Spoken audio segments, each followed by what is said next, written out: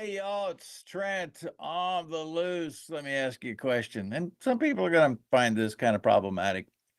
Did you play Cowboys and Indians when you were a kid? Oh, I hope so, because I did. I think most of us did, particularly those of us that grew up in rural households, particularly those of us that grew up appreciating John Wayne. And in today's world, there will be a segment of people that'll say, "Oh my God, that's terrible." No, it's not terrible.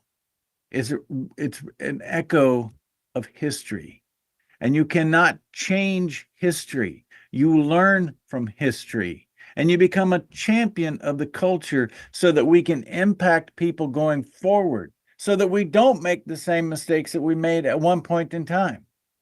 And so much of what I do today falls. I'm 57 years old. I know I'm not afraid to tell you that. Born in 1966. I think that math works. I think I'll be 58 in October. And so much of my life today, for the past 25 years, has been because of where I lived for a short 5 years, just short of 5 years. I moved with cattle from Missouri to the Rosebud Indian Reservation in south central South Dakota. Still to this day, some of my dearest friends are tribal members in the Rosebud Sioux tribe. And so many of the things that I encountered and the people that I was able to work with and sit down and talk to, I am a direct result today in the media world because of my experiences and the people that I had the great opportunity to learn from on the Rosebud Reservation in South Dakota. And the culture of the American Indian can never be erased, eliminated, or diminished. And in fact, fortunately, we have champions around this nation that recognize that, along with myself. And I found one of them today, coming to us from Montana. Hell's Half Acre Rodeo, the second annual, after a bit of but dating back to the 30s, but then a bit of a sabbatical, we'll call it. And now three sisters, the Mad Plum sisters, are going to make sure the culture is alive and well. And did little Indian boys play Cowboys and Indians too? Len's going to tell us. You might be shocked in what she has to say. I can't wait to find out. Len Madplum joining us from Montana, and we're talking about Hell's Half Acre Rodeo. Trent on the Loose after this.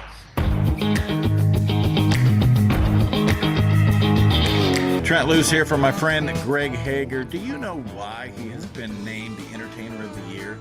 It's because he writes his own stuff. It's because what he writes and performs and entertains will touch you in a way like very few songwriters can touch you. His country, his Christian roots come to life. Visit greghager.com for tour dates, merchandise, and book the show yourself. Use the code GREG24 for a discount. greghager.com. Are you looking for something special or one of a kind? At Bassett Motors, we can help you find exactly what you want. Come on in and experience how small town hospitality and personal service can make car buying a pleasure. We know interest rates are important to you. We have multiple lenders to negotiate your lowest payment. Visit us on Highway 281 in Carrington, North Dakota, and online at BassettMotors.com. Bassett Motors, where our customers send their friends. At OLS Tubs, we focus on quality ingredients to create premium, low-consumption supplements that save producers time and money. Our customers see increased profits through better conception rates, heavier winning weights, and less time and money spent on doctoring herds. OLS formulas focus on highly bioavailable trace minerals and vitamins, as well as key ingredients to improve immune response, colostrum quality, and feed conversion. Our exclusive formula propels your livestock to their full genetic potential. This is why we confidently say OLS Tubs are simply the best. In the heart of North Dakota lies a beautiful community to live, work, and play. Beulah is surrounded by nature and just minutes from Lake Sakakawea and all that it offers. The possibilities for fun and relaxation here are boundless. It's the perfect place to find a fulfilling career, epic adventures, and a welcoming community. Life here is legendary. Plan your visit today and see what you're missing. Folks, when it comes to crop protection, you need equipment and technology you can count on. The Apache sprayer accomplishes all of that, but you need something else. A service counter and a group of people that'll help you when you need it. Simpson Farm Enterprises at simpsonfarm.com and High Plains Apache from Mandan. They have the service, they have the equipment. All they need is your confidence. Online, simpsonfarm.com or highplainsapache.com.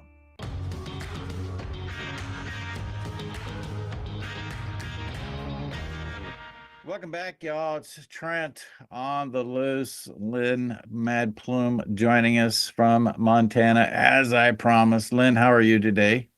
I'm doing well. How are you doing? Never better. Except now all of a sudden I find out that I should be in Montana on Mother's Day. Why should I be in Montana Mother's Day weekend? So Mother's Day weekend is the day of our big Mother's Day rodeo at Hell's Half Acre. We're located down in Henderson, Montana. We're a local rodeo. Our great-grandparents started this rodeo back in the early 50s, but we've had rodeo events since before then. But Mother's Day is our big day, so we'd love to see you all down in Henderson, Montana. So unfortunately, Lynn, I wasn't there last year, but I saw some excellent footage and you're providing us some here. So thank you for that. But the one disappointment is that I saw some pictures because I didn't see video, but I saw pictures from the 50s. You've improved the fences. A real rodeo should be back of the fences you had around that rodeo grounds in Hell's Half Acre in the 50s, don't you think? Yeah, so I think one of the things that's a little bit funny when people show up to our rodeo arena, one of our stock contractors, actually, I'll tell you the story, Pat Triplett, he provided his PBR stock free of charge to us because he used to rodeo at Hell's Half, back when it was just the fences around the arena. And so he showed up with his professional rodeo stock and he said he looked at his wife and they both were concerned, their professional rodeo stock in the back of their trailer, like their babies. They're like, are we gonna, kind of worried about their stock. But he was like, no, we're bucking bulls here today. And he had to get out of his car and help patch up the rest of the rodeo arena. Day of, I think we were still putting the fence up. So we're still pretty old school at Hell's Half, but we're a nice place that welcomes everyone. So before we talk about what's going to take place in now just a little over a month, give us the history. Tell us about your family and how proud you are to be a Mad Plume. Yeah, so I'll introduce myself in Blackfeet. So Oki, Nistuni, Doniku, Ayaki, Timiaki. So hello everyone, my name is Lynn Mad Plume. The name given to me by my grandpa, Shorty Mad Plume, is Ayaki Timiaki, which means blizzard woman, like the storm. I was born in the middle of a snowstorm in January, one of the worst storms that we've ever had. I would have never guessed that, Lynn. That's a complete shocker.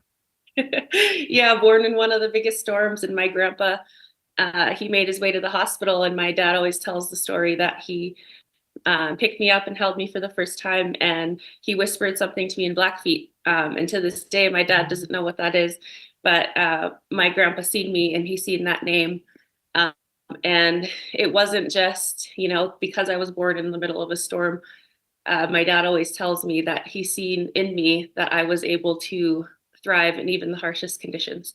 And he knew that there would come a time when it would be hard, but he knew that I could survive, and not only survive, thrive, and take my people with me. And so I take a lot of pride in that name. That was from my great grandpa Shorty. I just thought he was my grandpa because I grew up so close to him. And he gave me that name, and that's where I come from. And our family comes from Two Medicine, Montana. We're the Green Woodburner Society. They tell that story. So if you make your way to Hell's Half, you'll see all the trees along the river. And that's what color the trees would burn when we would make fires. And so we became Green Woodburner Society. And we're very proud of that and where we come from. And so our rodeo arena began back in the day, the 30s, the Mad Plume boys, Shorty Mad Plume, Lawrence Mad Plume, Frank Mad Plume. They were actually tasked with breaking the horses for their mom, Agnes Chewing Blackbones Mad Plume. She had about 40 head of horses. 20 were, they were split in kind of twos. And so one day the oldest brother and the youngest brother got in a disagreement. and they were so they made a bet. They said, let's run some horses in, and whoever stays on the longest is the winner. And so the legend in our family varies on who won, so I can't say who won today because there's a very we might get in some Can't you trouble. just look up on the internet and see who won, Len? Right. Unfortunately, yeah, I wish we could.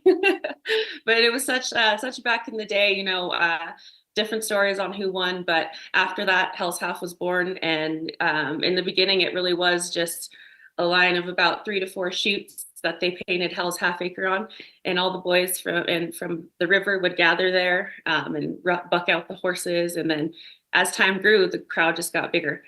And then once Shorty got married, he married Mary Mad Plume, and that's where our Mother's Day rodeo came from, which started in the 50s.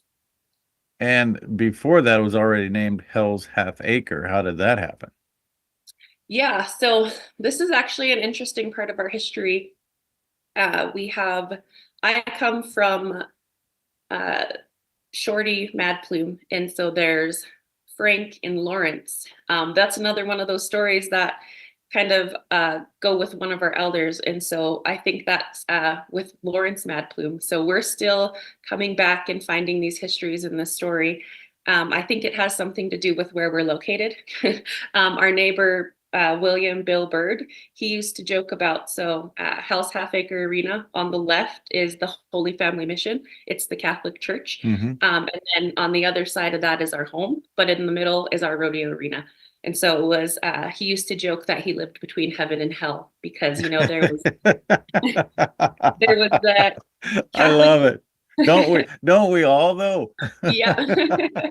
There was the Catholic Church on his left and Hell's Half Acre on the right. And I think it was dubbed that name because it was a rough and rowdy place back in the day. It was a bunch of cowboys from along the river who gathered to kind of blow off steam. We didn't have the things that we have now with, where we've progressed to mental health, but that was their form of mental health.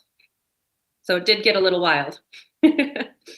Yeah, authentically Western. In fact, I would take issue with anybody who wanted to tell me that we have better tools today. The tools that we had back then were actually a little closer to heaven than hell because they were God-given. Not that they weren't, like you said, a little Western because they're kind of rough and tumble. But you still today, Lynn, the best mental therapy anyone can ask for is go into a round corral with a horse and develop that relationship, develop that communication that's not verbal, that's not utilizing one of these gadgets that we've all become addicted to. Is just you and that beast and learning to communicate. And that's what your whole culture and history is about, is horse people. Yeah, and I think that's really a big part of what we're doing here. In today's, age, our native people need these mental health resources, and we don't have anything that looks like us for us. And it's crazy that, back in the day, we already knew what we were doing. It wasn't some, formalized model. We just said, all are welcome, come out. And, you can always come to Hell's Half and find a bronc to ride, and everybody knew that. As long as you came out to Hell's Half, there was always a bronc ready for you to ride. They'd probably put you to work, but you'd be ready to ride, and you'd find a home, and you'd find friends. And it's a pretty simple concept, like you said, without all the fancy technology that exists. Mm-hmm. Lynn, I have a feeling you're gonna appreciate this at a whole new level. But I moved to the Rosebud Reservation on Halloween, October 31st, 1998. And I was involved in creating an opportunity for tribal members, Rosebud Sioux tribal members, the Burnt Thigh Nation, by the way, to work in a livestock facility. Happened to be a pig farm, but I interviewed 150 tribal members. And the most interesting thing, 20 some years later, as I think back upon it, Lynn, only about 5 to 8, and I hired all of these, would talk about what they wanted to accomplish in their life instead of what they were going to do today. Most of them just thought about, what am I going to do today? And what I see that you're bringing back through this Mother's Day rodeo is that you're giving everybody a thought, a purpose, and to at least start thinking about what are you going to do in your life. And that to me is probably the most important thing you're accomplishing.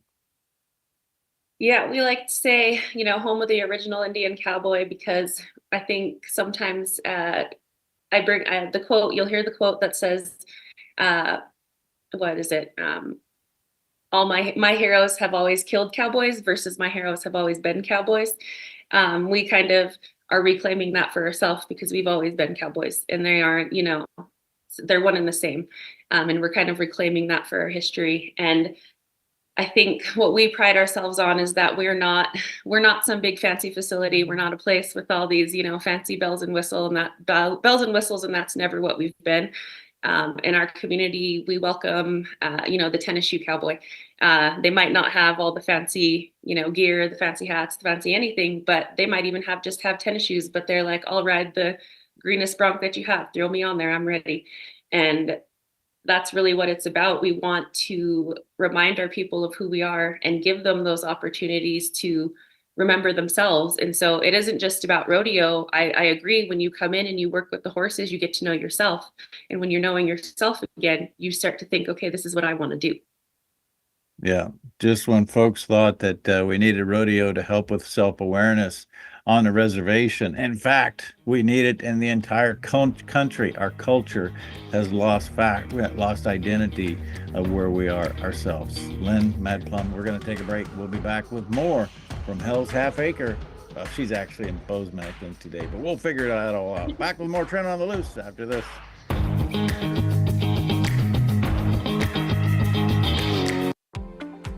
People get sick for two reasons and two reasons only. Your body's missing something that it needs, or it's exposed to something that it doesn't need. So if you supplement what the body's missing, the body fixes itself. If you remove from the body toxins that are interfering with the body's doing what it's normally designed to do, then the body heals itself. It's really that simple. NO2U, that's nitric oxide, NO, number 2, letter U.com, and you put Trent as coupon code, you don't pay any shipping.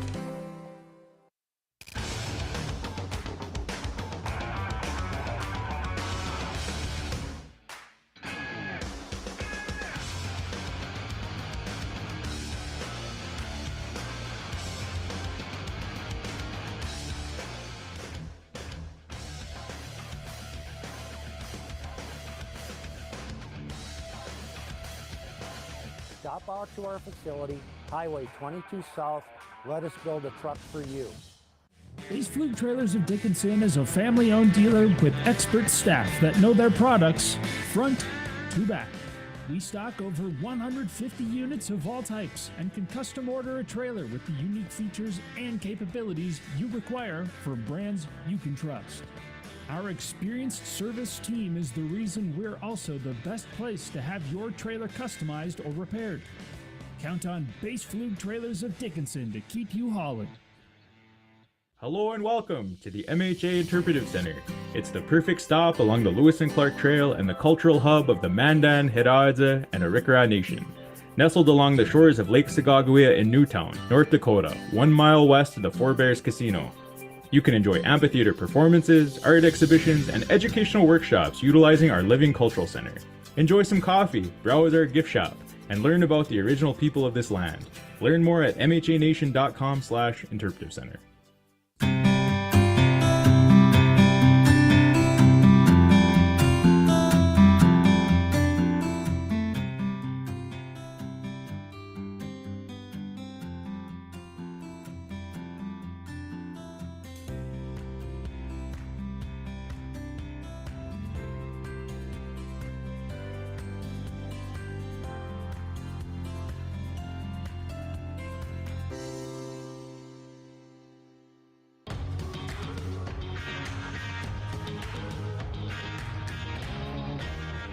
Welcome back, y'all. It's Trent on the Loose. Now trying to figure out how to make my way to Hell's Half Acre for Mother's Day weekend. And I think my wife had other plans, so we'll have to deal with that. Lynn Mad Plume, my guest. Hey, before we get into other things, do you know my friend from the Northern Cheyenne tribe, Philip Whiteman? Philip Whiteman Jr.? Oh, I'm sure my dad does. My dad, it's funny, in Native country, a stranger will come up to you and they'll be like, "Oh, I know your dad." And I'm like, "Okay, sure. I'm sure you do." And so I'm sure my dad knows him, but I'm actually, like you said, I'm in Bozeman and I work at this school, and one of our students has the last name White Man, so I'm sure she's closely related. Oh, we're sure. close in Indian country. Is she from Rosebud, Montana? Um, I'm not sure her town, but I know she has the same last name. Yeah. Yeah. Well, I'm just gonna, Philip maybe is gonna watch this, and I'm just gonna tell him straight up, I'm gonna ruin one of his best jokes. He Okay. loves standing in front of a group of people and telling them, I'm the only white man here. Oh, I love that. Oh, he's such a dear friend and a tremendous horseman as well. In fact, you would really appreciate one of the days here on this program a couple of years ago. He walked through the Indian culture with a horse and how we have always learned to handle and communicate with that horse from the front. And Philip worked and communicated with that horse from the back. And it was just a total different concept. Before we get back to your rodeo, what do you do? You're at Montana State, correct? Yeah, so I kind of wear a couple different hats. I'm the oldest sister in my Mad Plume family. So I work at MSU Bozeman, student outreach and recruitment. I'm currently finishing up a PhD in Indigenous health. So I'm working with the students here at MSU as I'm wrapping that up. I serve as the executive director of Two Powers Land Collective, as well as so Two Powers Land Collective and Hell's Half Acre are kind of one and the same. That's more of our nonprofit work though. And so I serve as the executive director for Two Powers Land Collective. Anything you would like to share at this point in time with Indigenous health?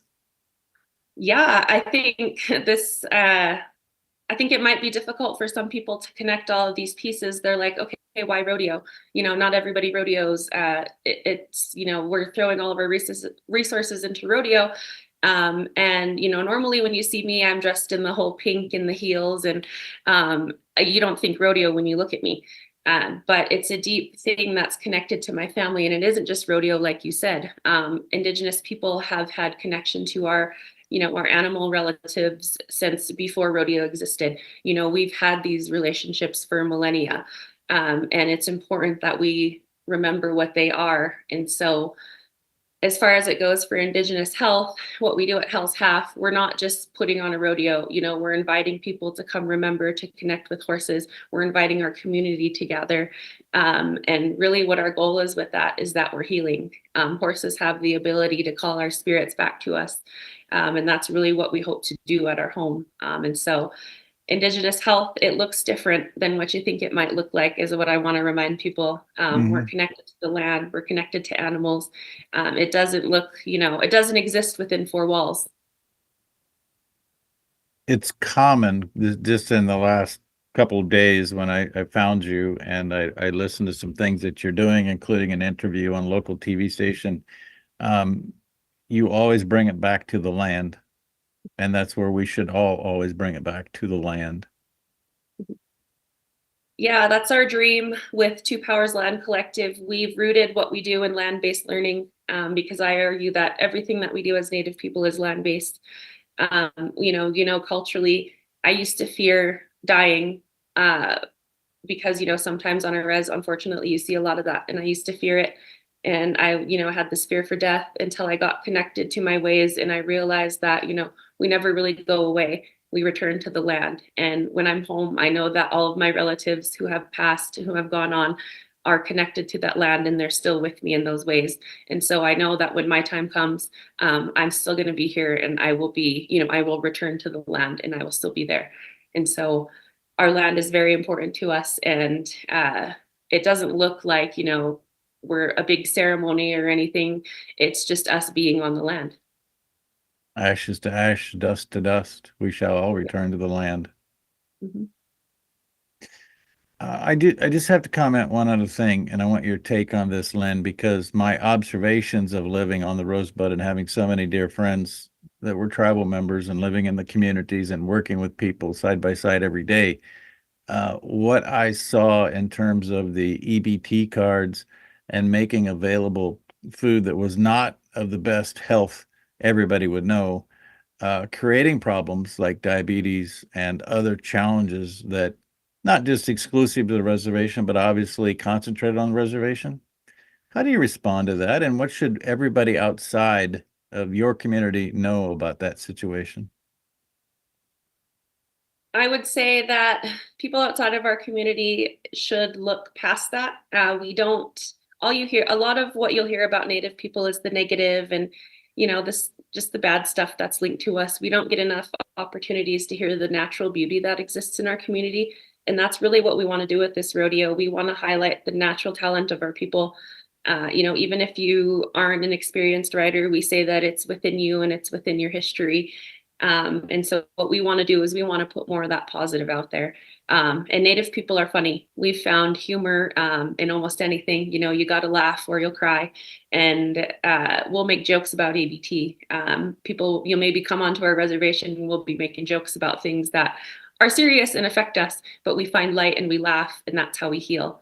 And so while all these things, these disparities exist, I want to say and remind people that all of these generational strengths exist as well. We're a strong people with, just this blossoming back into our culture that's happening. And despite, all these colonial things that were put on us, food stamps, commodities, all these foods that were introduced to us, we're still thriving. And I think that's what's most inspiring is we're continuing to grow and we're continuing to thrive. So I'm going to share this with you, Lynn, which I didn't anticipate I would, but I mentioned that I did interviews. I ended up hiring 14 tribal members to work on this livestock facility. And I was told, as this stupid white guy moving onto the reservation, I was told that, well, you're going to have to get used to them not showing up, and they're going to come to work drunk, and they're going to have all these other stereotypes that you're alluding to. And I said, no, I'm not, because I'm going to expect excellence. And we had one guy that tested me, and he was relieved of his duties. He was no longer working at this facility. And Lid Madplume, you want to know what? The rest of that crew, every other person lasted longer working at that operation than I did. I found a way to move on and do something different. Actually, it propelled me into what I'm doing today. But it comes back. I can't agree more with what you just said. You get what you expect. And if you expect people to excel, they will. And without being at your rodeo last year, I know for a fact what you have happen in this rodeo is that young Indian cowboys are going out there and trying to do something that they didn't know if they could do or not do. But yet when you expect them to do that and do it well, they succeed. All you need to do is go to a powwow, any town USA in America, and see an American Indian celebrate the history and the heritage and do the chicken dance in front of you and display the proud heritage of being a part of the United States veteran program and military and all of the pride that is on display. You just need to expect excellence, and you get it. And you just told me that's what we expect, is our tribe to be a part of the excellence of our future. Yeah, and I'm really glad that comes through, because that's what this is all about. My grandparents, we try to stay true to what their vision was. Sometimes I'll get stressed in the rodeo business because I see a lot of the, fancy things and a lot of the new facilities that everybody has. And I'm like, I need to get us there. I need us to have this big fancy facility. And I recently went and watched our videos from the 90s, and we didn't have much, but we put on a good rodeo and everyone had a good time and our community had a good time. Lynn Madplume, you clearly are bringing back what's truly important, not just for the tribal culture of Montana and the Blackfoot, but for this nation as a whole. You're a tremendous leader and champion for human integrity being first and foremost. Thank you for your effort, and I do look forward to visiting with you again soon, maybe making my way to Hell's Half Acre. Yeah, we hope to see you, and we welcome you all. You'll be welcomed with open arms, and we'll tell you an Indian joke and learn a little bit about our culture. I'm always up for learning, and I absolutely love our culture together. Lynn, is there a place where people can go get more information before I turn them loose? Yes, please check out our website, hellshalfacrerodeo.com. You get a lot of our history. You'll see a lot of our old photos and a lot of stories of our elders. Lynn, it's been a pleasure. God bless the veterans and the farmers who feed us.